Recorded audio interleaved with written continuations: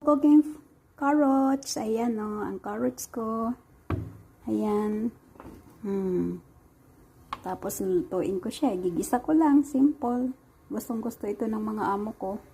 So guys, maglagay tayo ng oil. Olive oil so that healthy. Ayan. Olive oil.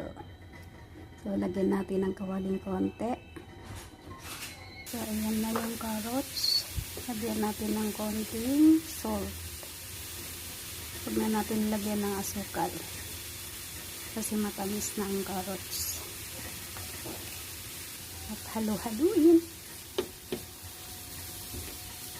Huwag lalagyan ng tubig. Don't put water. And a little bit soy sauce. Kikuman.